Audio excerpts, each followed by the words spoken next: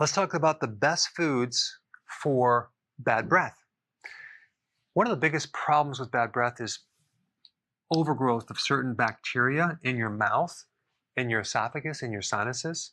It also could be an overgrowth of yeast or even candida on your tongue. And these microbes actually live on sugar. So one of the most important things to do is to stop eating sugar, okay? Because that way you can starve these guys.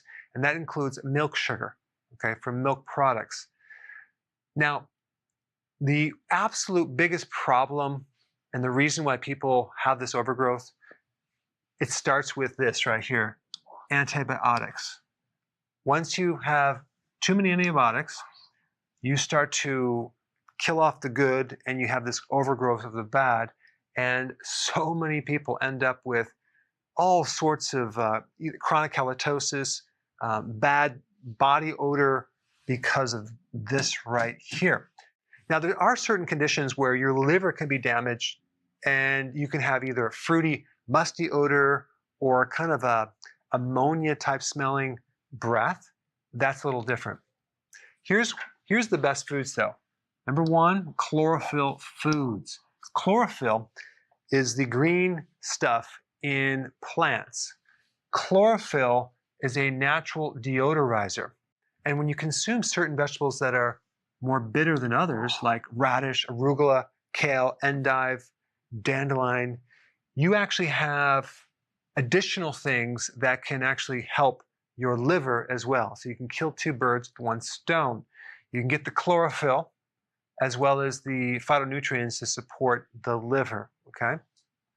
So this is like number one. Number two, probiotic foods. I would recommend not getting your probiotics from like yogurt or kefir. Do it non-dairy. Why? Because there's a little bit of milk sugar that can feed the yeast, candida, or bacteria. Sauerkraut would be probably the best thing. Kimchi would be good, or fermented vegetables, pickles, things like that. You can even do kombucha tea, and even pickled juice actually can help you. But the more you can build up these friendly bacteria, the more you can kind of counter the effect of this and actually will help reduce the unfriendly bacteria. Don't go crazy with too much protein. A lot of people who have bad breath consume a tremendous amount of protein, a lot of carbs, a lot of sugar, and nothing with chlorophyll. Okay, you don't want to do that. You want to do moderate protein, just between maybe 3 to 6 to 7, maybe 8 ounces per meal of protein. All right, number 4, quality of food. Very important, especially if you want good breath. You want to have organic food. You want to have not commercial meats. You want to have grass-fed. All of that is going to help you.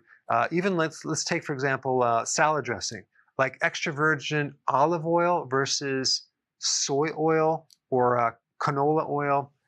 Way, way, way better. So make sure we go for quality on that as well. Mint tea, spearmint tea, there's a lot of different ones, even green tea, that will greatly help someone if they're trying to overcome this bad breath situation. All right, guys, these are the basics. And so go ahead and apply this and put your comments down below.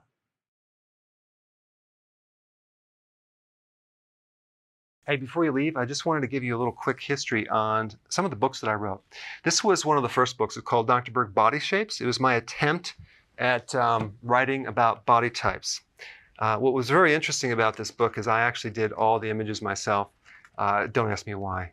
They look actually not quite as professional as some of the images that I have in the new book. But anyway, this is my first attempt right here called Dr. Berg's Body Shape Diets.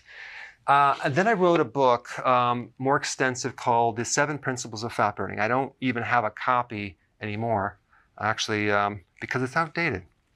The next book, I put about 1,000 hours into this one right here called The New Body Type Guide. Major updates on the body types. I put a lot of energy into this. It has professional images, graphics, all sorts of things. Now, the problem with this book is it doesn't really describe what this is really about. Body types are only a small portion of what's in this book. And that's why I changed the name to the Healthy Keto Plan, okay? If you happen to have this book, you don't really need this book because there's only very, very minor updates. But if you don't have this, you need to get this one right here. This book goes into every single detail that you would ever want to know about. It goes into the 7 principles of fat burning. It goes into hormones, the body types, the basic keto plan. It goes into intermittent fasting. I talk about the 10 fat burning triggers and blockers and fat burning strategies with a lot of details in every single chapter. I go into body issues that interfere with losing weight. There's very few people that just have a weight problem. They have a lot of body issues, whether it's sleeping problems, stress problems, inflammation, menopause. I cover that extensively in this book. Then I talk about how to get rid of stress, and I show you a technique. Then I get into exercising. And then I have a lot of really good recipes in this book as well. So this is a good reference guide. On my website, if you get this book, you get this one free. It's called Healthy Keto and Intermittent Fasting. This is the shortcut, quick guide to this book. And the reason I created this book is to have you, within 45 minutes, learn how to do keto, okay, in intermittent fasting, exactly what you need to do. Then you can fill in the blanks with this book right here. So right now I'm doing a special. If you get this book, you get this one totally free, or you can go to Amazon and get these individually. So I just want to clarify the difference between this book and this updated one right here. If you don't have this, you need to get this right here. That way you can get the exact correct information to do it healthily.